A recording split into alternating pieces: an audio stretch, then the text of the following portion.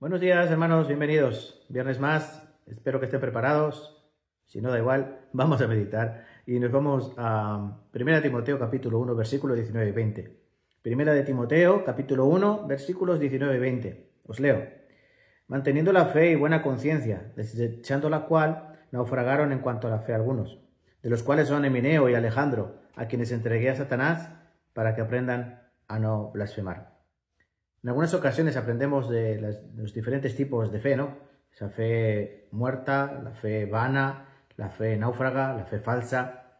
Y hoy pensando en este tipo de fe náufraga, vamos a meditar y a reflexionar en aquellas personas que naufragan en su vida de fe.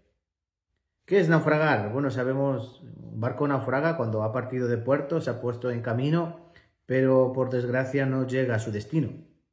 Entonces, naufragar en cuanto a la fe, ¿qué es? Bueno, comenzar un camino aparentemente correcto, aparentemente verdadero, pero no llega a puerto, no llega a su destino, sino que se queda en ese periplo, en ese camino.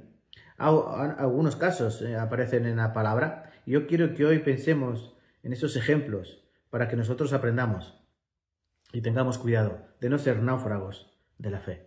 En primer lugar, el Señor Jesucristo advierte, ¿no? Las parábolas del reino, una de ellas es la parábola del sembrador. El Señor Jesucristo advierte de esos diferentes tipos de terreno donde cae la preciosa semilla. Uno de esos terrenos es donde hay espinos. ¿Y qué ocurre en estos espinos? Dice la palabra en Mateo capítulo 13, versículo 22. Dice que los afanes de esta vida y las riquezas, los engaños de las riquezas, ¿qué hacen que esa persona o esa fe sea infructuosa?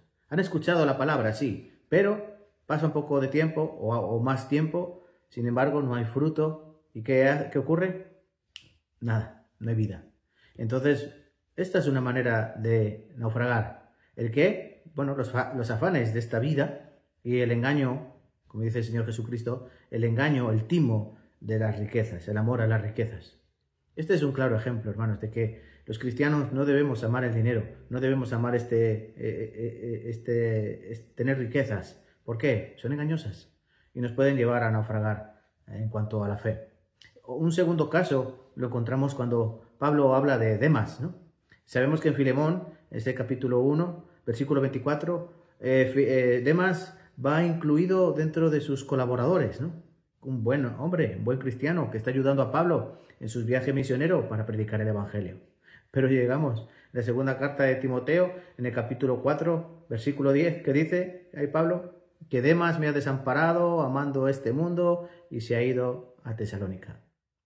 Trágica manera de terminar. Él comenzó bien, buenos pasos. Demas, un colaborador de Pablo. Recuerden, Pablo era una persona que cuidaba muy bien de sus acompañantes.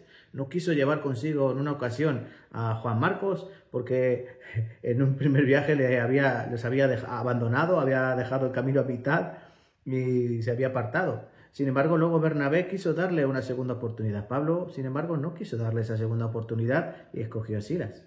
Entonces, Pablo era difícilmente engañable. Sin embargo, Demas, sí estaba camuflada su falsa religiosidad, su falso cristianismo. Y luego es contado como aquel que desamparó a Pablo cuando más le necesitaba. ¿Y cuál fue el problema del naufragio de Demas? Lo dice ahí, amar a este mundo. Amar a este mundo hace que el cristiano naufrague. Y en tercer y último caso también nos dice la palabra Pedro, ¿no? En el capítulo 2, segunda de Pedro, capítulo 2, versículo 20 al 22. Esto quiero que lo leamos. Segunda de Pedro 2, 20 a 22. Dice, ciertamente, si habiéndose ellos escapado de las contaminaciones del mundo por el conocimiento del Señor y Salvador Jesucristo, enredándose otra vez en ellas son vencidos, su posterior estado viene a ser peor que el primero. Porque mejor le hubiera sido no haber conocido el camino de justicia que después de haberlo conocido volverse atrás del santo mandamiento que les fue dado. Pero les ha acontecido el verdadero proverbio, el perro vuelve a su vómito y la puerca lavada a revolcarse en el cielo. Aquí está hablando de esos falsos maestros, falsos profetas, esos falsos cristianos, que parece que se han limpiado de la vieja levadura, que parece que son una nueva criatura en Cristo Jesús. Sí, dice aquí que ellos, ¿qué han hecho?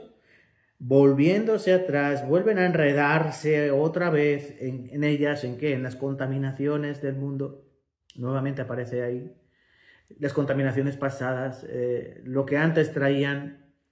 Entonces, ¿qué ocurre? Que esta fe naufraga. Entonces, hermanos, como conclusión debemos tener cuidado. Porque, miren, un naufragio, el barco no se hunde de una vez. Para el barco primero tiene que tener vías de agua y empieza a entrar el agua en el barco.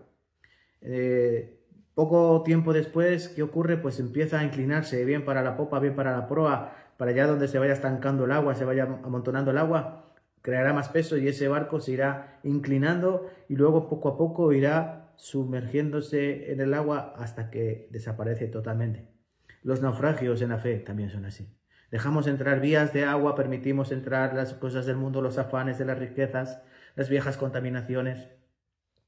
¿Y qué hace? Que nuestro barco de la fe se escore, que empiece a zozobrar, empieza a haber vías de agua, se inclina. Y si seguimos permitiendo que eso entre, al final de todo, la fe será una fe náufraga, que no llega a puerto, no llega a las moradas celestiales, no llega al reino de los cielos.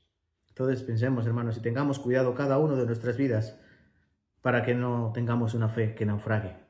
Ejemplos tenemos. Aquí Pablo dice aquí en Timoteo, Emineo y Alejandro, dice, ellos son ejemplo de esos que naufragaron en cuanto a la fe.